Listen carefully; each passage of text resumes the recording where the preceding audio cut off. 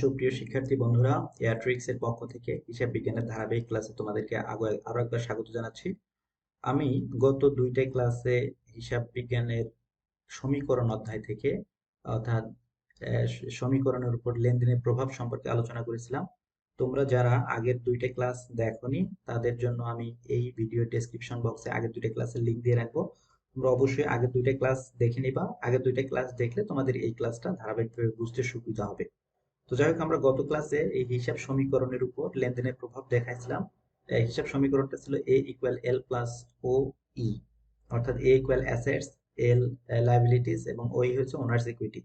University admission টেস্টে একটা question প্রায়ই আসে, সেটা হচ্ছে হিসাব সমীকরণের বর্ধিত রূপ কি। আমি এই জন্য আজকে বর্ধিত রূপটা লিখে দিয়েছি।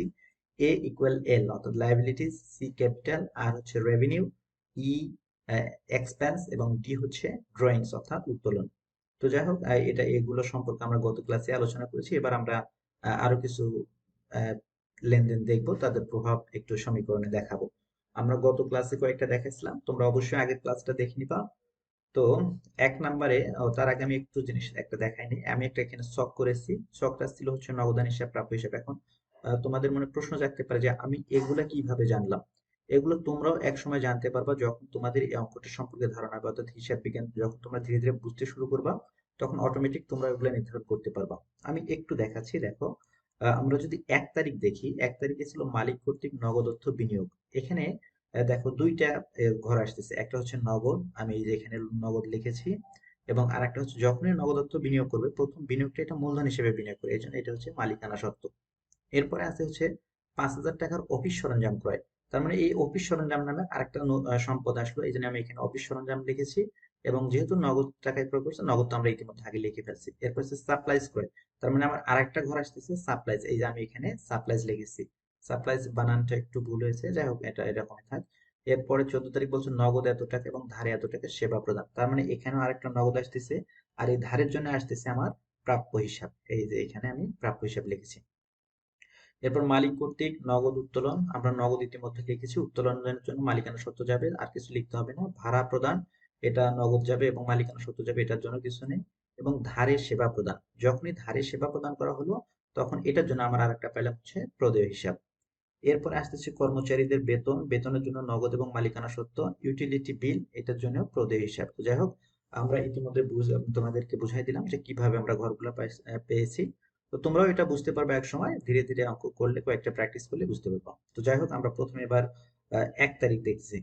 মালিক কর্তৃক নগদ অর্থ বিনিয়োগ, যখনই মালিক কর্তৃক কোনো টাকা বিনিয়োগ করা হয় ওই প্রতিষ্ঠানে কি হয়, নগদ টাকা বেড়ে যায়, অর্থাৎ নগদ নামে একটা সম্পদ বাড়ে। আর আমরা সব সময় জানি যে ব্যবসায় যে টাকাটা প্রথম বিনিয়োগ করা হয় এটাকে আমরা সবাই মূলধন হিসেবে ধরি। এজন্য আমার কি হবে, ব্যবসার নগদ টাকা বাড়বে 12,000 টাকা, এবং সেই সঙ্গে মূলধন অর্থাৎ মালিকানা সত্ত্ব বাড়বে 12,000 টাকা। তো আমি বাড়াই দিচ্ছি, নগদে প্রথমে লিখবো আমরা 12,000 টাকা। আমি একটু নগদে লিখে দিচ্ছি, নগদে 12,000 প্লাস দিয়ে আমি এখানে 12,000 লিখে দিচ্ছি। আমি নগদে 12,000 টাকা লিখে দিলাম, এবং সেই সঙ্গে এটা মালিকানা সত্ত্বে 12,000 টাকা লিখবো। তো মালিকানা সত্ত্বে আমি 12,000 টাকা লিখে দিলাম, তাহলে 1 নম্বর এন্ট্রি আমার শেষ। আমরা এখানে মন্তব্যের ঘরে লিখতে পারি যে এটা হচ্ছে মূলধন হিসেবে বিনিয়োগ করা হলো। তো যাই হোক, আমি এটা লিখতেছি না। এরপরে যেটা 2 তারিখ বলছে যে 5,000 টাকার অফিস সরঞ্জাম ক্রয় করা হলো। অফিস সরঞ্জামটা কি? অফিস সরঞ্জাম হচ্ছে একটা সম্পদ। তুমি যদি কোনো সম্পদ ক্রয় করো, অর্থাৎ যে কোনো জিনিস বাজার থেকে, ধরো তুমি যদি একটা ফার্নিচার ক্রয় করো বা অফিস সরঞ্জাম ক্রয় করো, তাহলে তোমার কি ঘটবে? অবশ্যই তোমার নগদ টাকা চলে যাবে। এই জন্য যেহেতু আমি অফিস সরঞ্জাম ক্রয় করেছি, অর্থাৎ আমার একটা সম্পদ বাড়ছে, এবং এই সম্পদের অফিস সরঞ্জামের বিনিময়ে আমি কি করেছি, কিছু নগদ টাকা দিয়েছি, অর্থাৎ তাকে আহ, নগদ টাকা দিয়েছি। আচ্ছা, একটু এখানে ঘটনা আছে, দেখো। আমি অফিস সরঞ্জাম ক্রয় করেছি 5,000 টাকার, কিন্তু নগদ প্রদান করেছি কত টাকা, 2,000 টাকা। তার মানে আমার বাকি 2,000 টাকা কি, আর বাকি 3,000 টাকা, বাকি 3,000 টাকা কিন্তু আমি এখনো পরিশোধ করিনি, অর্থাৎ এটা আমার দায় হিসেবে আছে। তো আমি যেহেতু অফিস সরঞ্জাম 5,000 টাকা ক্রয় করেছি, আমি অফিস সরঞ্জাম আগে বাড়াই নেই 5,000 টাকা। আমি অফিস সরঞ্জাম 5,000 টাকা বাড়ালাম, এবং নগদ আমি, সরি, আমার এটা তো হচ্ছে 2 তারিখের ঘরে যাবে না, আমি 2 তারিখের ঘরে অফিস সরঞ্জাম 5,000 টাকা বাড়াচ্ছি। আমি অফিস সরঞ্জাম এখানে 5,000 টাকা বাড়াইলাম। আমি কি করেছি, এর জন্য 2,000 টাকা নগদ পরিশোধ করেছি। তার মানে আমি 2,000 টাকা নগদ কমাই ফেলি, 2,000 টাকা নগদ যখন কমানো হলো, তার মানে আরো আমার কত টাকা পরিশোধ করতে হবে?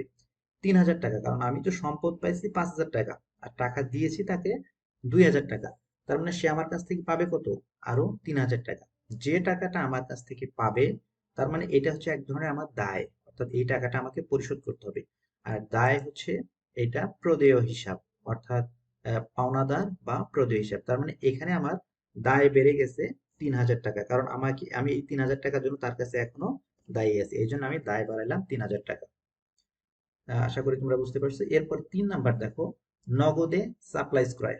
এবার মনে হয় তোমরা বুঝতে পারতেছো আসলে কি হবে। সাপ্লাইজ একটা সম্পত্তি, আমি সাপ্লাইজ যেহেতু 3,000 টাকার পাইছি এবং এটা নগদে ক্রয় করছি 3,000 টাকা না, 750 টাকা। তো আমি 750 টাকার আগে সাপ্লাইজ ক্রয় করছি, আমি আগে সাপ্লাইজ 750 টাকা বাড়াইনি, আমি এখানে 750 টাকার সাপ্লাইজ বাড়াইলাম।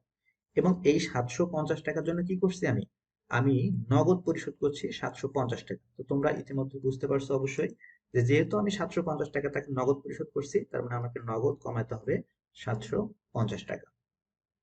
তো বন্ধুরা, তোমরা যদি এই অঙ্কগুলো বুঝতে কোনো সমস্যা হয়, যেখানে সমস্যা হবে তোমরা অবশ্যই কমেন্টস বক্সে জানাবা, আমি তোমাদের সমাধান দেওয়ার চেষ্টা করবো এবং বিস্তারিত আরো আলোচনা করব।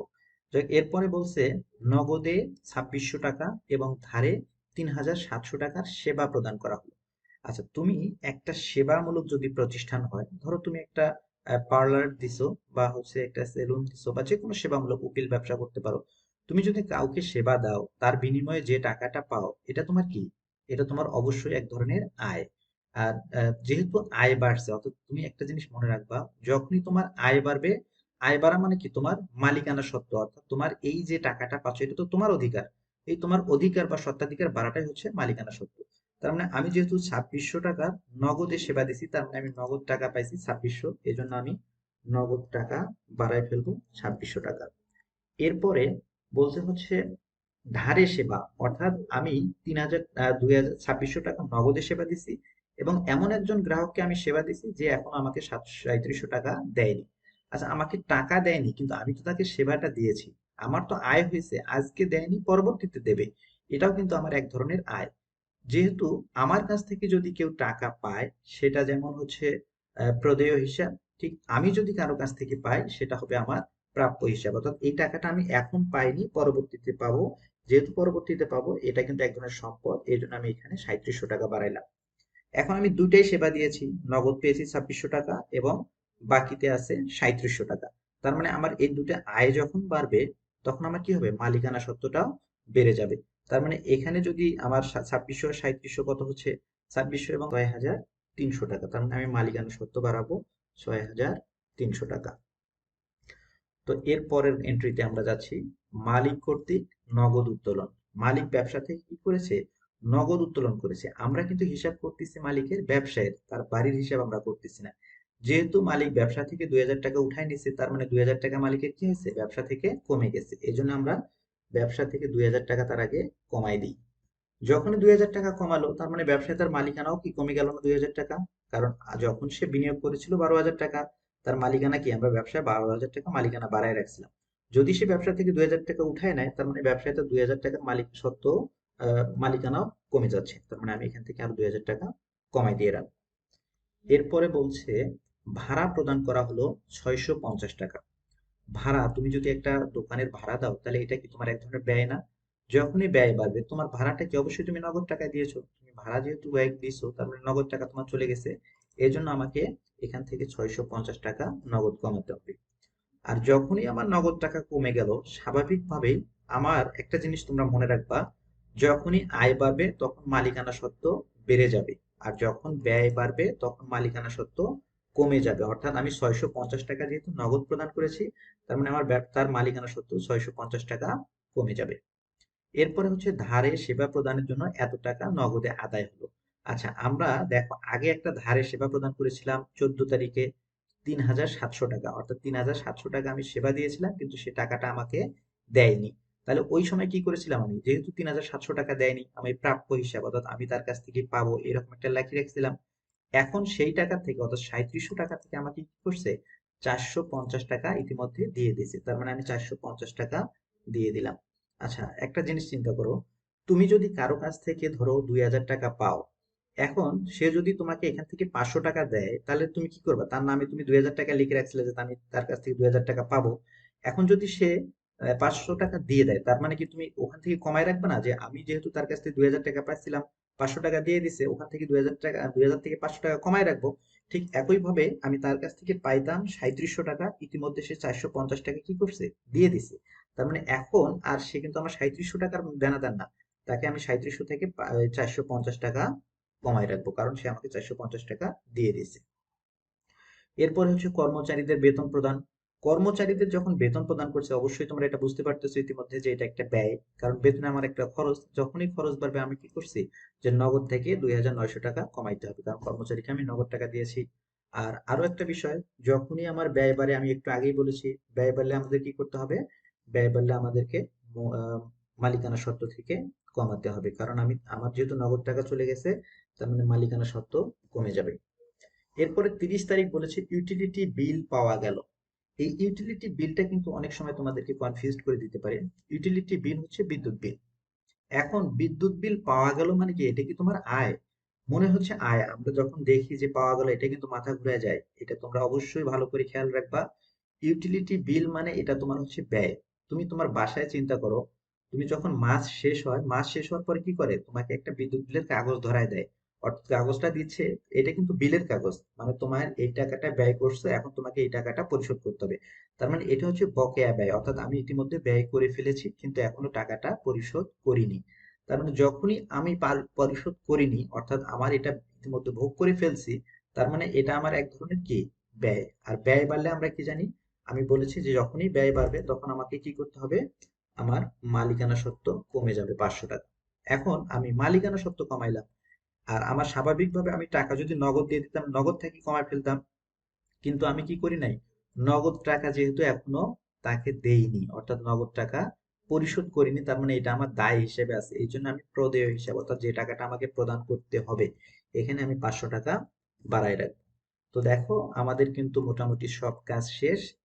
তোমরা যদি এরপরও বুঝতে না পারো, তোমরা অবশ্যই কমেন্টস বক্সে জানাবা, এবং পরবর্তী ক্লাসগুলো দেখবা। এবং সেই সঙ্গে তোমাদেরকে বললাম যে যারা আগের ক্লাসগুলো দেখোনি, তোমরা অবশ্যই আগের ক্লাসগুলো দেখে নিবা।